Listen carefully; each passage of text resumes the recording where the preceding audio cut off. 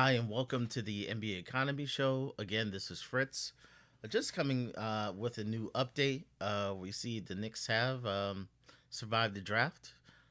We had a draft pick at 50, but we decided to go down one slot to 51 and select Mohamed Dewara. We see who was a teammate of Bacom Dadier in the past and a good friend of Bacom Dadier, and we see he will probably play in summer league. We'll talk about summer league at a later time, probably in the next few days, as we get a fuller idea of who's going to be on the roster. I know already there's probably a good 8 names already on the roster. Um, but we're just gonna give you a coaching update. So the Knicks, we know, fired Tom Thibodeau early June. Um, it's been highly scrutinized by the national media. I personally don't like how it's been scrutinized, but there has been some updates. So we see the Knicks have already interviewed Taylor Jenkins, Mike Brown, and Micah Nori has interviewed and is still being considered. So that's three people we've known have been interviewed, and now the word is the Knicks are interested in talking to Dawn Staley. So Dawn Staley, former college superstar, WNBA superstar, uh, superstar college coach. Um, it's a very polarizing idea for some people. We've never had an NBA head coach who was a woman. I personally would love to see a woman head coach in the NBA. It's about time. I just think it's the barrier. The barrier should have been broken long time ago. Um, but do you do that with an aspiring like championship team? We always thought that it was going to be the San Antonio Spurs that would cross that barrier, um, with Becky Hammond, who was on that staff, and maybe when yeah, when that when that transition happened, that maybe it would be Becky Hammond to cross that barrier. But we see Becky Hammond didn't stick on the Spurs. We see the torch has been passed, but it's still a male coach. So Don Staley, is it such a radical idea? I don't think it's such a radical idea, but you can't do it on every team. Like a female coach, you couldn't put a female coach on the Charlotte Hornets and expect it to succeed. Um, you kind of have to have things in place for a woman coach to succeed. And it's not anything to do about women, it's just the way how some people are. I think some people have a hard time taking a criticism from a woman. I've seen it in the workplace. When I was in my first job, my first manager was a woman, and I really didn't get it how some people really wouldn't listen to her, and it didn't make any sense to me. Like, because she's a woman, like what she says didn't matter. Like, no, they just couldn't take it. They just couldn't take it, and you just have to factor that in sometimes, when you're making decisions that just some people just can't get over it. Um, is that the case with the Knicks? I think if you're going to have a woman coach, you're going to have strong locker room presences. And the way I look at the strong locker room presence is the story about Jeff Van Gundy um, when he took over for Pat Riley, and basically Ewing, Oakley, and Starks took control of the locker room and is like, "This is our coach. If you have a problem with it, you have a problem with me." And basically, everyone fell in line. And I think if you're gonna add a female coach, or sorry, it may be offensive saying that way, but a woman coach, that's what you would need. You need a strong locker room whose leadership is on board. Like the leadership is lockstep with the coach, and if you don't go along with it, you can go. I think that's where we're at. Um, there's going to be people who are going to talk against a woman coach just because she's a woman. But let's just look at what what does her resume. So again, we said Dawn Staley, athlete. So we have 13 years of high college experience, professional. I'm sorry, 11 years of high college experience, um, WNBA experience. So that is there. And so she has experience as a coach. So she has that check mark. And then as a college career highlights. So let's go after as a coach, 3-time NCAA champion, 7 times regional champion. Her SEC tournament, 9 times champion, 4-time A10 tournament champion. So she has the resume. So I don't think there's anything saying that she can't do it. Um, I think I think she is someone they should be interviewed. Um, I think what people get wrong is the process the Knicks are taking for hiring the coach, and they've been very like people have been laughing at the Knicks, saying, "Oh, why are they going after coaches who are already taken?" I'm going to explain to you in a corporate way. And I've worked for a lot of different companies, just working companies, but there are some processes that everybody you interview, you're not saying they're the best at everything. I remember I did a process for a job I interviewed for. This job was way out of my league, way out of my league. And basically, everybody it was like an ad agency, and they did like ads for like very famous brands, but basically they wanted to hire somebody who was a trafficker. So a trafficker is like basically make sure all the jobs are on time. At the time I was working at Kinko's. um but I was doing a great job. I must have ran across this person before. They looked me up and they wanted me to interview for this job. And as soon as I get in for this job, the person tells me that I'm not really in the running for the job. But they're hiring for this job, and everybody is like pretty much pitching in what type of person they want for this role. And they say, "Hey, I'm impressed with you. I love what you do, and I want them to see you and see what I want in this person who does this job." So I could see the Knicks doing that, like wanting, just putting in names. What do I want in this job?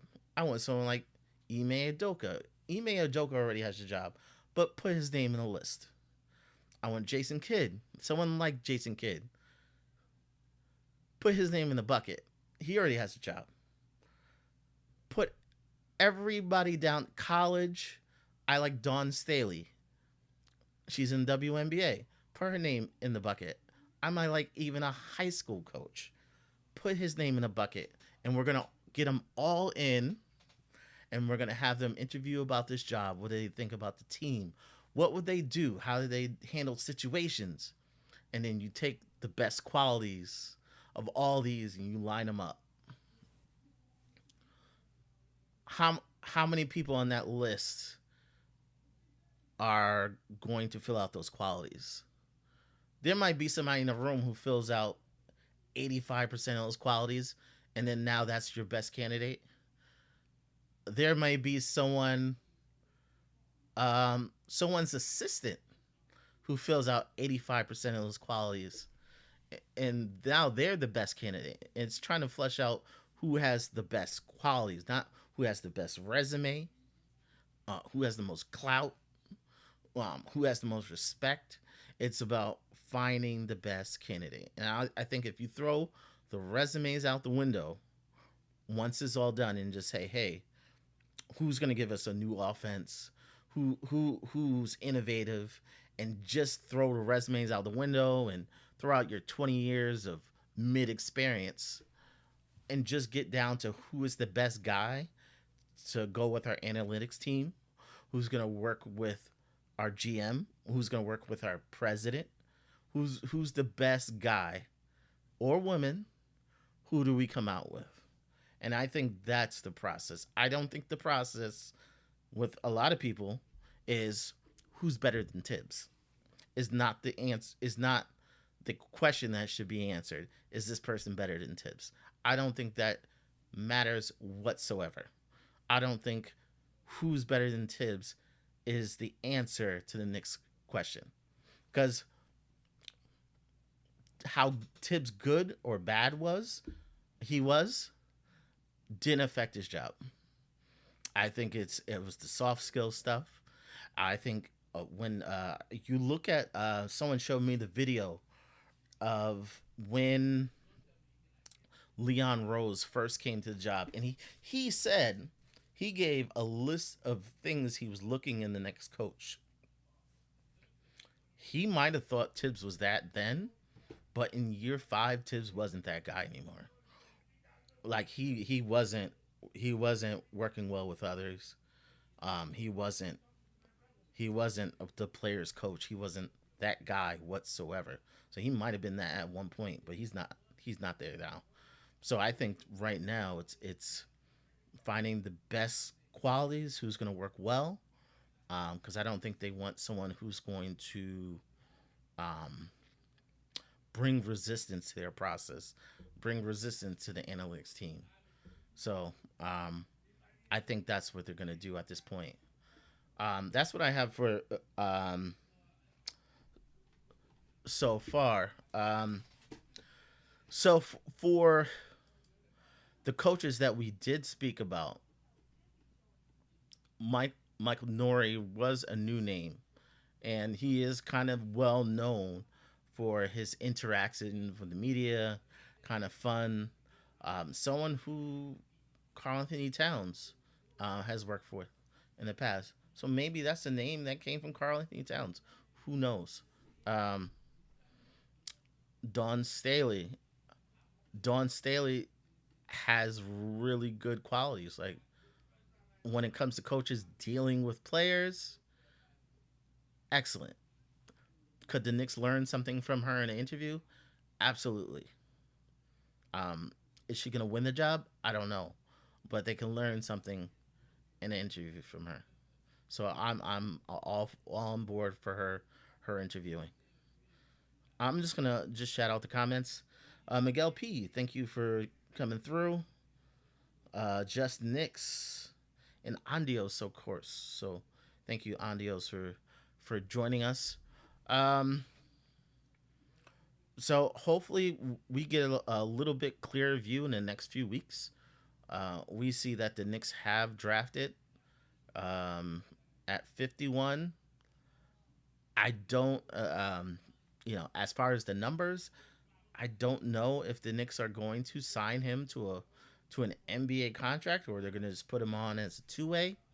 Um, we have seen some movement in the NBA. The Knicks haven't been part of that movement. We've seen some free agents, some restricted free agents, and some free agents signing back with their teams. As far as the timeline on that, the Knicks can right now negotiate with their own free agents. So this is the time when they can talk to Mitch about his extension. This is the time the Knicks could um, talk to Mikal Bridges about his extension. This is the time they could talk um, to to Cam um, about coming back.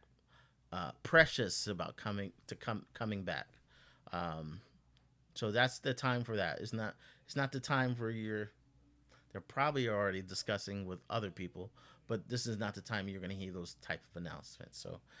So in the free agent front, pretty much the only people you should be really looking out nicknames would be Mikel Bridges, Mitchell Robinson, um, and some of the bench guys if they wanted to bring them back. But in the case of those guys, I think you're going to see other free agents talk to before those.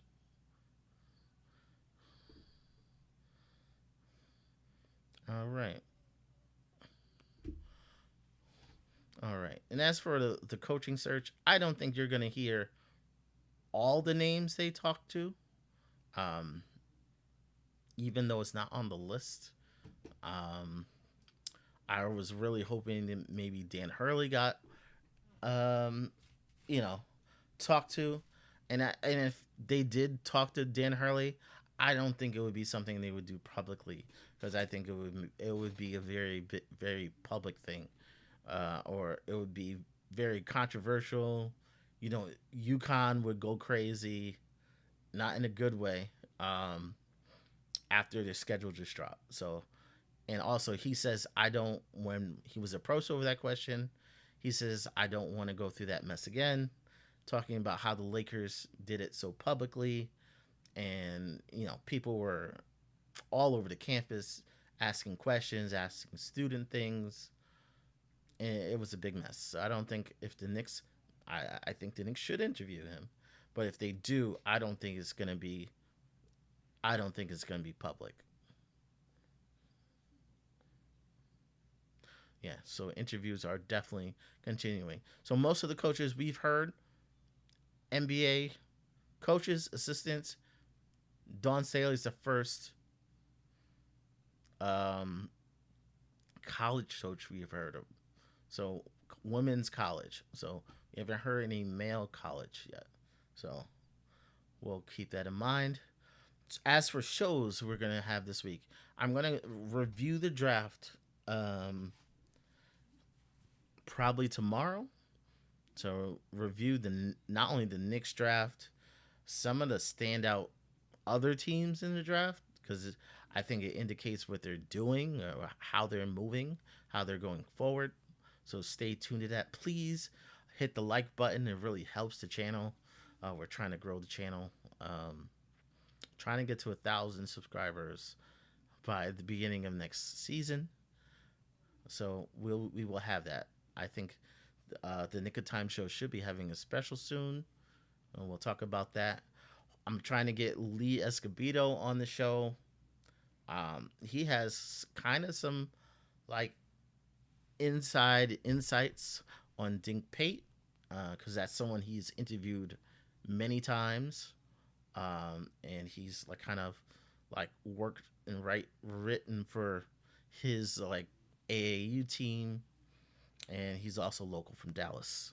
So hopefully we can get Lee Escobedo hopefully on this week for a short interview to talk about Dink Pate and probably his thoughts on the season going forward. So that's all I have for today. I'd like to thank everybody for jumping on. If so, yeah, we're definitely gonna get some guests on. I do have actually probably two other guests I have scheduled. We just got to schedule time. So all right. So thanks for joining me, and thank you for the NBA Economy Show, and I will see you next time.